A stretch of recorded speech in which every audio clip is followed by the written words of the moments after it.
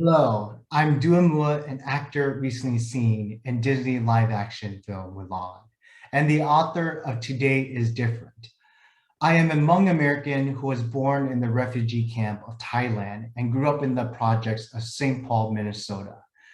The tragic death of George Floyd in my home state in 2020 divided the Hmong community because of the language barriers. There are no words to define Black Lives Matter, injustice, or racism. If you try to translate these terms, they don't have the correct meaning in the Hmong language. And half of the time, the division between the older and younger generation comes from just being the first and second generation in America. As we become more assimilated into the American culture, we forget that our parents, siblings face trauma when escaping the Vietnam War, and they are still trying to navigate the new world they now call home. Their way of processing might be different than you and I, who have the education to understand what social justice means and what it could mean. That is why I wrote Today is Different, which is beautifully illustrated by Kim Holt.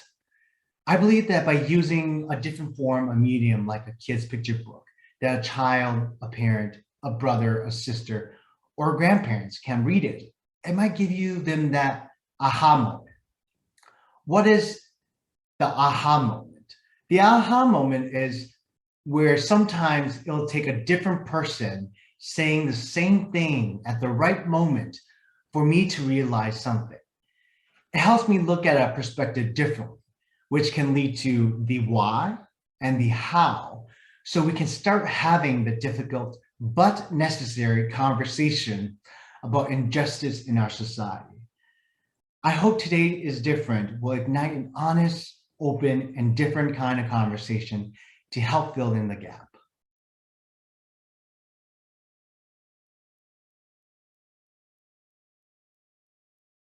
As a child of the 1960s, I was familiar with men like Martin Luther King Jr., Thurgood Marshall, John Lewis, and others.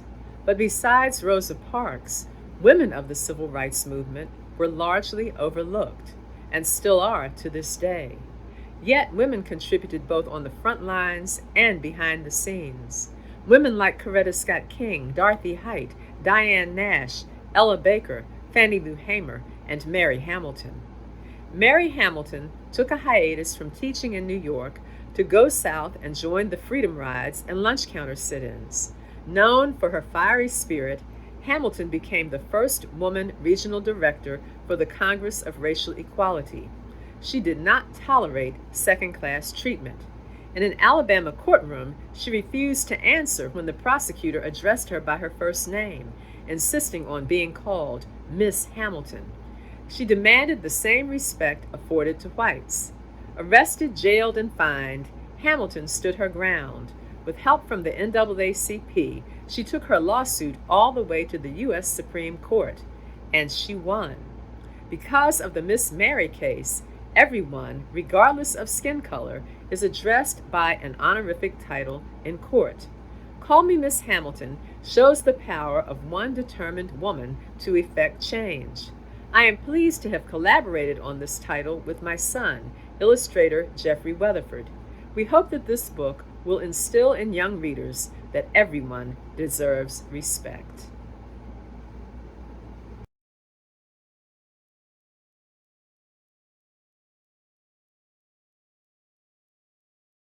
Hi, I'm Laura Purdy Salas, and I'm so excited to tell you about We Belong, written by me and illustrated by Carlos Velez Aguilera and published by Carole Rhoda. This picture book started out totally different, and I sent a manuscript to the wonderful editor Carol Hins, and she rejected it. And she said to me, but I really love these two rhyming verses. They were on a sign on a post in the first manuscript. She said, what would you think about doing a whole book in verse for young readers that really affirms them? And so I thought, well, that's a challenge, but I love a good writing challenge. And I had three elements to work in: rhyme, opposites, which was also featured in the first manuscript, and then this idea of belonging. So I set to work and I explore in this book the differences of personality traits and physical traits, the ways we kind of label ourselves and other people. Are you tall or short? Are you quiet or loud? Are you from here or are you from somewhere else? All these kind of different things. And I try to celebrate the idea that no matter where you are on that continuum of these opposite traits, there is something of value there. Here's a little bit from the loud and quiet part. Quiet and loud both deserve our applause. What makes music sing is the sound and the pause. Fireworks grab us with bang, boom, pop, and the soft, smoky sizzle when the big noises stop. So this book explores and celebrates our differences, but it also looks at what we have in common. We're all human. We all have human hearts and human dreams, and we're all here on this one earth. Here's a little bit from near the end. If we could stand on the moon, we'd see Earth round and small, one dazzling, spinning blue and green ball, one circular swirl that is home to us all. When we learn from each other, we expand what we know. Our hearts crack open like seeds, and they grow. I hope this book says to you that even when you feel like you don't fit in, as I often feel, you still belong. I belong, you belong, and we belong.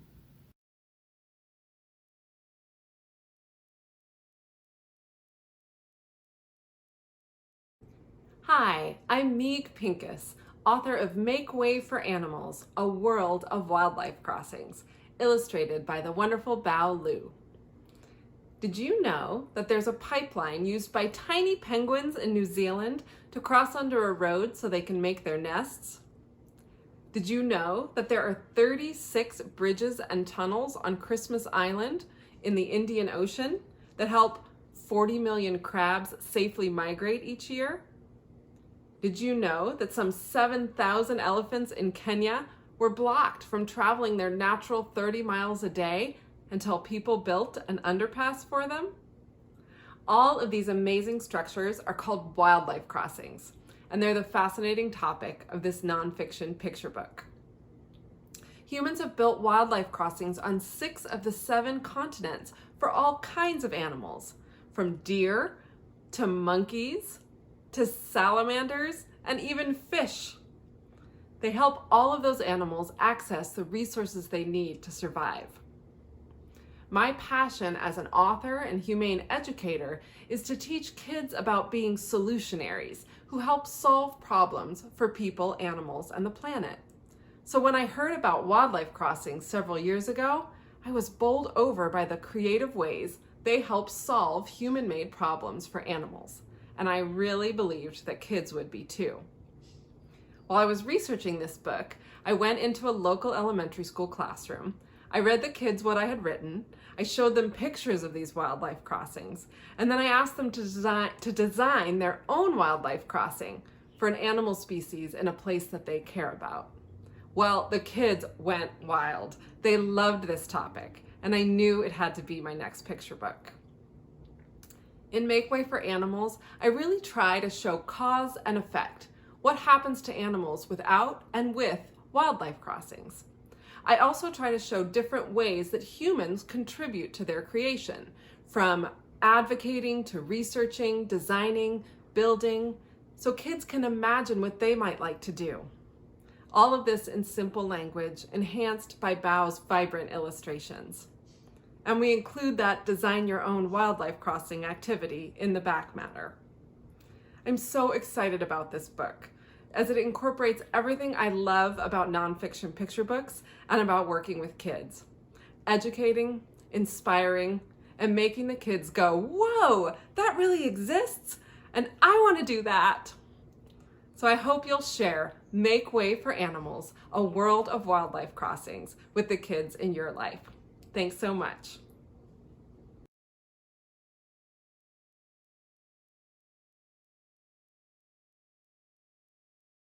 Hi, I'm Sue Fleece, and I'm the author of Flash and Gleam, Light in Our World, and I'm here to talk to you about the companion book to Flash and Gleam that comes out in 2022 called Rumble and Roar, Sound Around the World.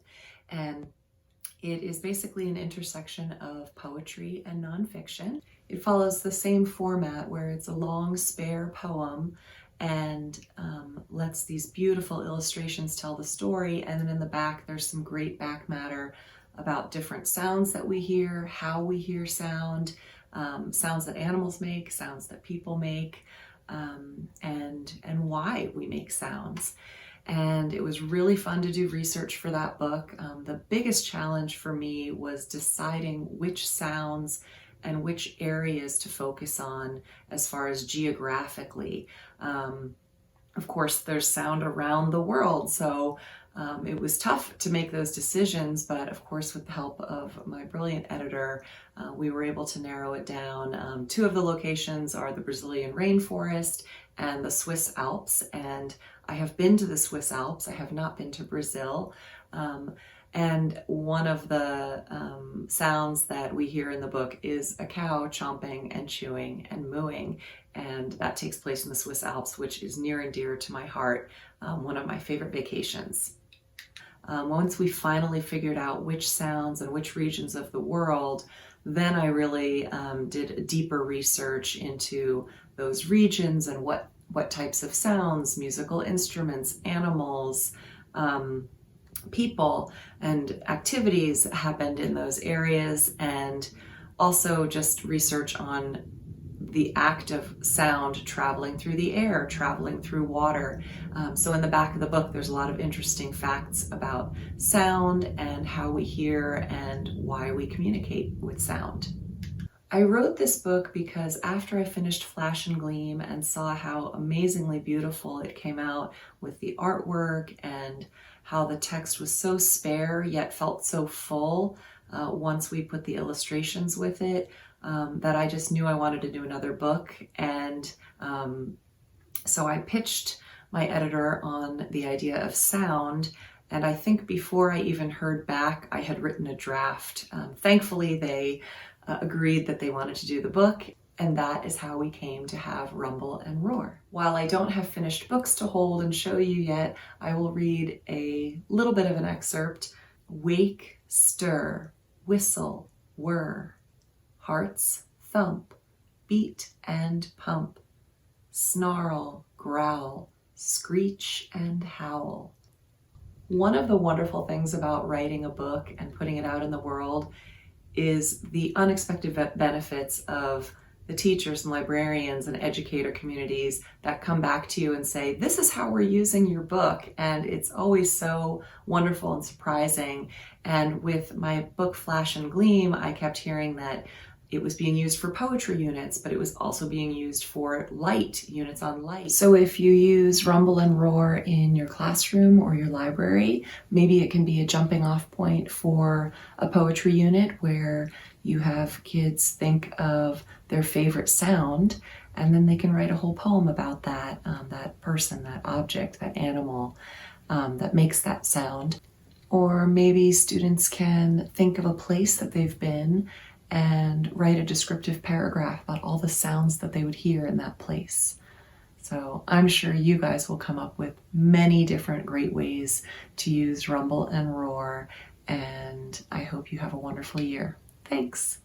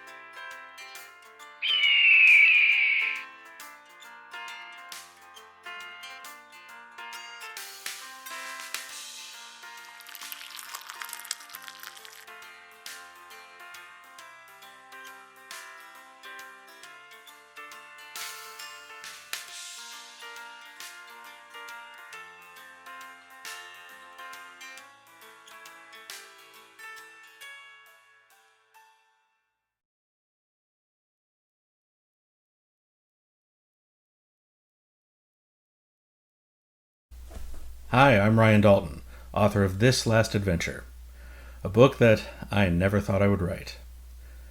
When my family suggested I take our experiences and write about Alzheimer's, my response was immediate doubt. My last books were time travel mysteries, so how would this story even work? And how would a book like that be anything but depressing? But the idea stuck in my head for over a year. But still, I didn't want to write something that was going to be bleak or hopeless. December 2017, my grandfather died of Alzheimer's. He, and the family by extension, had been struggling with it for a few years at that point. And as the family gathered for the funeral, I listened to more of their stories. There were good memories, tough memories, a lot of long days. And some days with tears, and some days where you chose to laugh because you had to. And that's when it happened. After resisting this book for over a year, I had two ideas that changed everything. And the first was a question that became the heart of the story. How could a boy hold on to hope while his hero was falling to a disease with no cure? And the second was a line that became a version of the very first line of the book. Grandpa didn't remember me today. Well, from that point on, I saw the characters of Archie and Raymond Reese very clearly, and I knew that I had to write their story. This Last Adventure is the most personal story I've ever written, and I cannot wait to share it with you.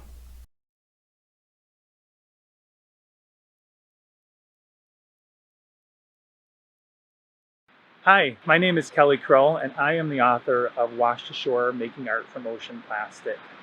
Ocean plastic's everywhere. It's constantly in the news.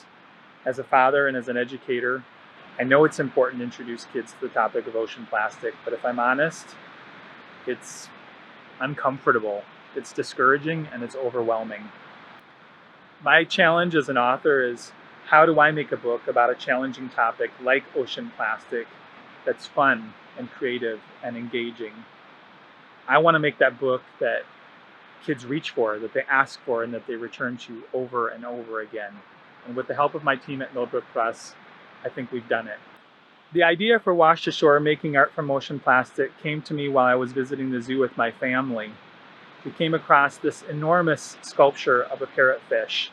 My kids immediately ran over to take a closer look, but there was this moment when we all kind of stopped and said, whoa, what's going on here?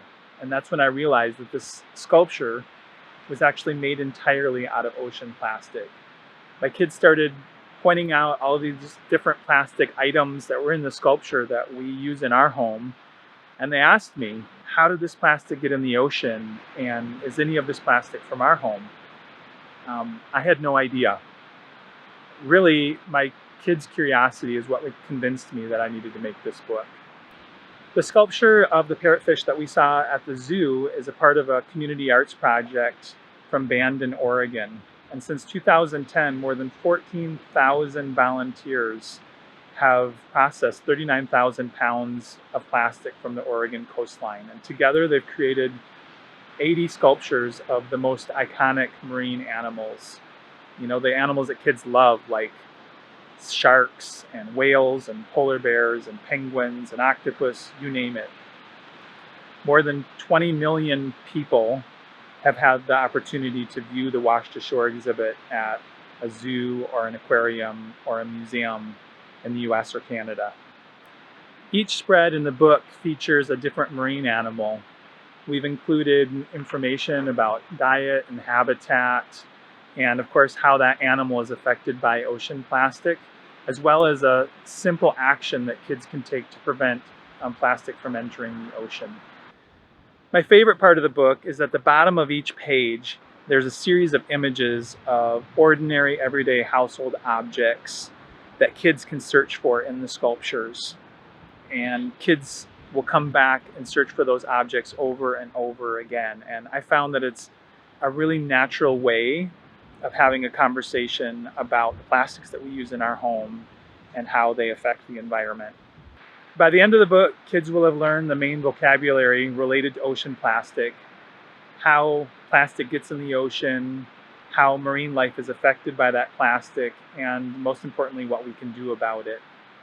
At the back of the book, we've included a glossary and some additional resources And we give kids everything they'll need to be able to collect plastic, make their own artwork out of plastic, share it with the Wash Ashore community, and of course be able to have some fun with their friends along the way.